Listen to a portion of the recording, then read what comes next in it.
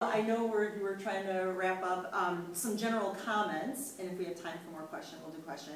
I do want to say Connie Garcia didn't have a question, but she said Harv is the best, and he should have a street named after him. He has always been there for us. He's like a second father to me and to a lot of people. That's all I can say. Connie was one of my club kids. She's a mom now, but I had her, wow, from the time she was 6 years old. And it's interesting because I just tagged her on a post on Facebook from 14 years ago.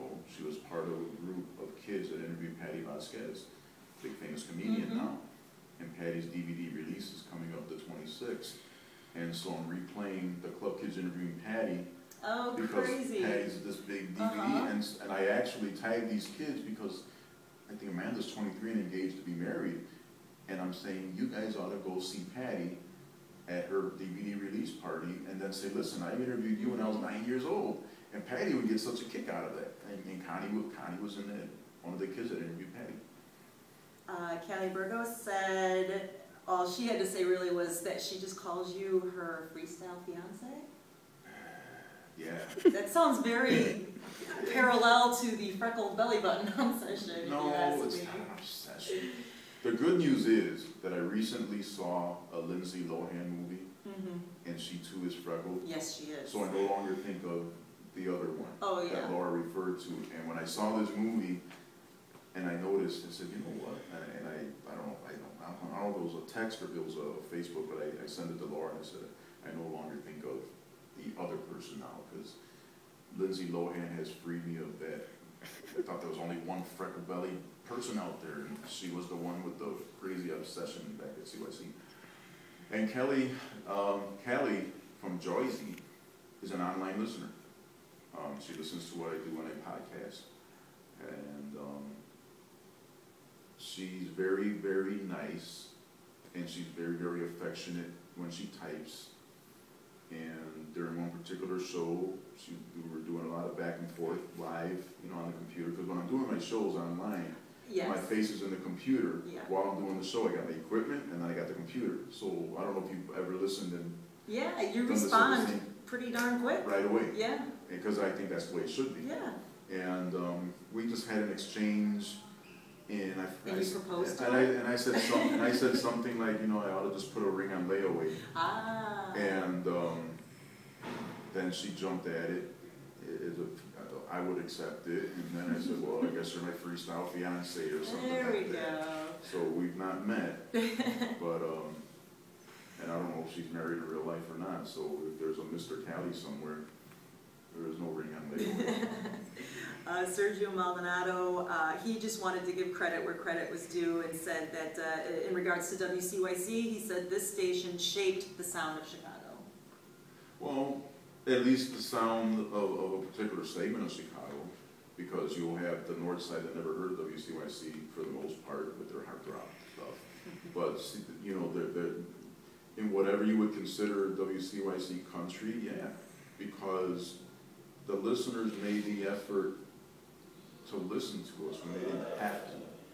It would have been very easy to do a B96 or Z95 at the time, or BMX or whatever. And what they did was, and you were there, you lived it as an artist. Once they bought into you, and then we were the only guys who were playing you for a long time. Yeah. When B96 started playing freestyle with the Georges and the TKAs, they're like 4 or 5 years late. I remember the Promise Me remix, the bilingual version, came out the same time Noel's Question did. And we, one was going every Wednesday. They had like New Music Day or something, and you would go and try to meet with the program director, and you present your PR package. Yeah, and that was this was after I was done being program director. This was Chuck and Juan's version of recruiting. I never had a record day. You could show up whenever. And some people would come to me when I was hosting events and give me a cassette or something like that. I got Law's music at the Alcatraz, and there's a crumbled up plugger on the floor for a flyer. And I looked at it, and it was like, if you want to listen to the song, call this number. So I get home from Alcatraz, I call the number, and I'm listening to this stuff like, holy smokes, this stuff is good. So I left a message, and the next thing you know, we're interviewing them, and their song hadn't come out yet. And then it just blew up. So, yeah, but the typical radio station back then, yeah, they had certain days that you would come in and push your stuff. But to me, if you gave me your record and it was clean, I'm going to play it at least once. If it works, great. If it doesn't, it doesn't. These days, it's such a political game to play that the foot in the door is usually who produced it, you know, or something like that, who remixed it. You know, the tip will touch it, okay, we'll play it. The tip will not touch it, well, let's leave it alone. Sneeze on it? So, do we have time for like any other? yeah, you should just shoot off the top of your Well, no, I wanted to make sure I was getting around to things that people messaged me about. I thought Monica was like a little Barbara Walters. She had some amazing questions. She wanted to know if you had the opportunity to interview President Obama or talk to Michelle. I mean, what would you ask or tell them? I'm wondering if it would be community-based too. I met Barack Obama at a tutor mentoring conference when he was I was part of the Union League Boys and Girls Clubs, and he was part of a South Side, they were community organizers, I don't remember the name of the outfit, and he was the keynote speaker, but he was just this community organizer guy. Wait, how long ago would you say that? He wasn't the state senator yet. Okay. He was an organizer, he was a community guy. He hadn't been elected to anything. He was just, you know, like me, you know, community guy. And he spoke, and he did really, really well. And me, I'm a fan of people who speak well. If you're articulated, if you can get a point across. I was a big fan of Harold Washington, for instance, just because that guy can talk circles around people. And Barack Obama speaks at this tutor mentoring conference, however many years ago, and I made it a point to go find him afterwards and tell him how good he was. And, you know, shook hands, whatever. We didn't take pictures on him. I wish we would have. Yeah. Who would have known? But he was good. Yeah. And back then you knew that there was something about that guy. You know, there was something about him in terms of being articulate. You know, he works without notes. He's good. And so I actually did meet him. Okay. Never tried to track him down. It'd be a little harder to do that now. But I mean, me and David, our documentary videographer guy, I had him help me interview Miguel Devalle, who's a state senator in the same clerk. He used to be director of this club when it was in another form, in another building, but at the same address. So we've done some politicians, Hollywoods and stuff like that. I've done a little bit of everything. You said that you found yourself on Wikipedia. Did you add or did you have to correct anything? I Googled. Did you know he's on Wikipedia? I Googled myself. I Google myself too. Have you Googled yourself? And I did, and somebody, I don't know who, had put in an entry at Wikipedia that talked about Chicago freestyle and whatever role WCYC played and I played, and whoever wrote that, they were on point, so they knew what they were writing about. I didn't put it in, I don't know who put it in, but they talked about, it was almost the exact same thing I said, that I took a format and I faded out certain music. Did you have a bio somewhere maybe that they just copy and pasted? Yeah, I don't know, maybe they listened to the Kenny interview, maybe they listened to me, I don't know. I don't think I have a bio online, there might be, but they were on point, and so it was kind of neat to see Wikipedia covering freestyle, and then they divided it up, Florida, New York, Chicago. When they got to Chicago, I was the one that was named as the big influential person when it comes to freestyle. So it's a nice thing to hear.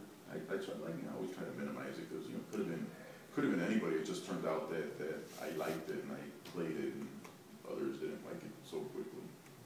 You can't be too humble, Harv. Because we're humble.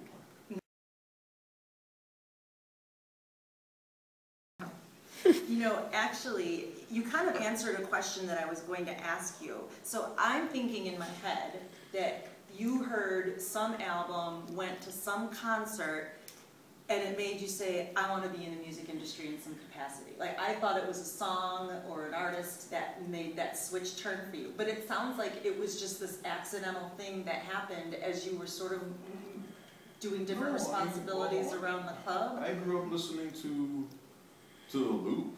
I was like Foghat, Led Zeppelin, No. Kiss, Aerosmith. Gold And earring, then, or what is that? Then disco came along, and I really liked disco. When I started listening to Disco DAI. Wow. We can turn it over. That's so funny. Yeah, but I'm about to erase my mentor, so Oh. we'll have to not talk so much because that's my Leo Baron interview. Oh, we can. Luckily, I went to Family Dollar to get cassettes, and they didn't have any. Okay. This is 2012. This will be on YouTube, You know though. what? This priceless footage. This is 2012. And we're back. And we're back. That's right. Um, I don't even remember what we were talking about. You asked me about the Oh, what made music you want to thing. get into the music industry? I didn't set out to be in the music industry. My big dream was to be in the radio, which I've been able to do, just not the way I wanted to do it. Did you take to it like a duck to water, or was there awkward No, I went moments? to broadcasting school on a scholarship that I won when I won my Member of the Year in 1981. And it was a $500 scholarship, and there was a place called Midwestern Broadcasting School that had ads out, and LaDonna Tittle was their alumni, Steve King was their alumni, and I said, okay, how much is this going to be? $800, whatever. So I took the $500 that I got on scholarship, and then I added the $300, and I figured, because I was a goof. I always wanted a tape recorder when I was a kid, and I would pretend. Is this the one you had? The same one. And I did a lot of pretending in the washroom, a lot of pretending wherever else, and so I always goofed around with recorders and microphones and whatnot. And then when I went to broadcasting school, I was in high school at the same time. I was 17. I was the youngest kid in class, and I followed all the directions to try to get a radio gig, but I'm 17. Who's gonna hire me? So I let the radio thing go, and then one day Tony and I are doing the Mexican parade on 26th. We're DJing. Google. Right, Tony Goomba there, and we're DJing, and then Vince Gomez, who was the director of the Little Village Boys and Girls, came up to us and says, you know, we have a radio station right down there. So then I went to the radio station and started doing office work for Harold Kopta, who's not here anymore. And then he gave, January '86, he gave me a block of programming on Saturdays. I got 4 hours, do what you want with it. And I got my high school buddies. I got David, David did like a classic rock show. Jesse did like a blues show. Gloria did the alternative track show. She had a friend named Jennifer who helped her, and then it was me. That was our team. And so that's when they started locking up all the other music, because we were the new guys, and you know, we weren't part of Kenny's group. That's right, you were stepping on toes. I was Harold's guy stepping on toes. And and then the Boys and Girls Club career took off to the point where I think in '87 I got my first program director's job as a full-time. So I always did Boys and Girls Club work full-time. So I really didn't focus on the radio stuff except for the part-time stuff I was doing at WCYC.